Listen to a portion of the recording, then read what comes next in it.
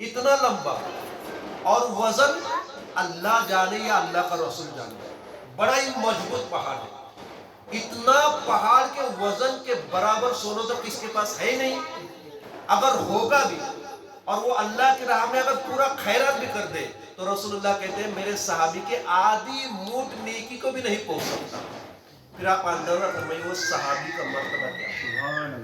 اللہ کے رسول فرماتے ہیں میرے صحابی کو اگر کوئی برا کہے تو تم ڈائریکٹ کہو اس سے، تجھ پر اللہ کی لعنت، تجھ پر رسول کی لعنت، تجھ پر فرشتوں کی لعنت، تجھ پر انسان کی لعنت۔ حدیث ہے اس کی باقاعدہ۔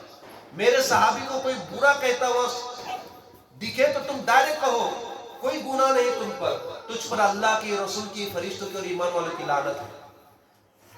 پھر میرے آقا صلی اللہ علیہ وسلم ارشاد فرماتے ہیں میرے صحابی سے دشمنی نہ کرو، میرے صحابی کے بارے میں غلط فہمی نہ اپناؤ، میرے صحابی کی گستاخی نہ کرو، اس لیے کہ میرے صحابی کی گھڑی بھر کی عبادت، کیا کہہ رہا ہوں میں، گھڑی بھر کی، چند لمحات کی عبادت تمہاری پوری زندگی کی عبادت سے افضل ہے۔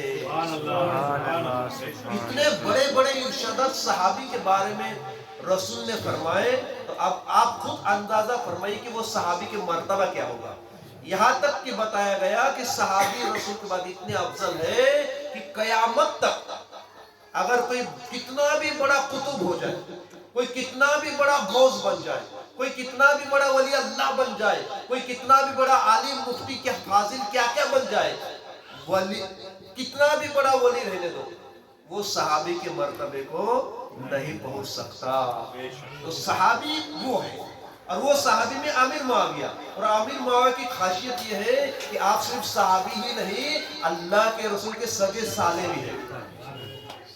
ابو سفیان کے بیٹے ہیں آپ، اور ان کی بہن حضرت ام حبیبہ رسول اللہ کی نکاح میں دی گئی، تو آپ وہ لحاظ سے رسول کی کیا ہو گئے، سالے ہو گئے۔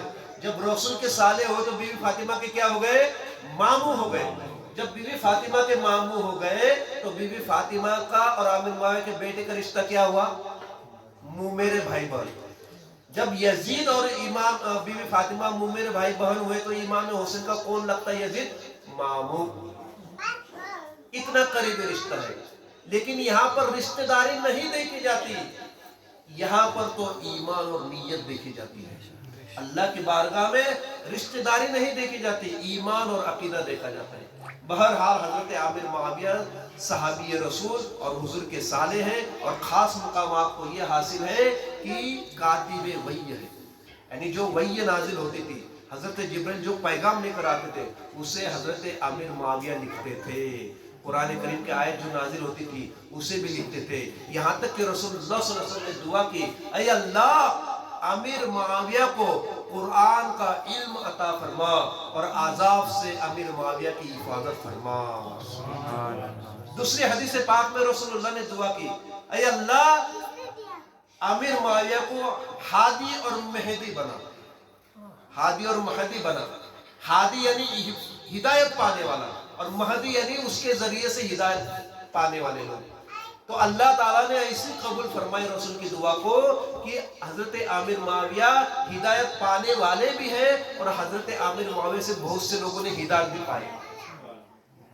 عامر معاویہ وہ ہے کہ جن کا تقوی اور پرہیزگاری ایسا ہے کہ عامر معاویہ کہتے ہیں کہ رسول اللہ صلی اللہ علیہ وسلم کو دیکھنا میرے لیے عبادت ہے، رسول اللہ پر اپنی جان مال قربان کرنا میرے لیے عبادت ہے، رسول اللہ سے بڑھ کر مجھے کسی سے محبت نہیں۔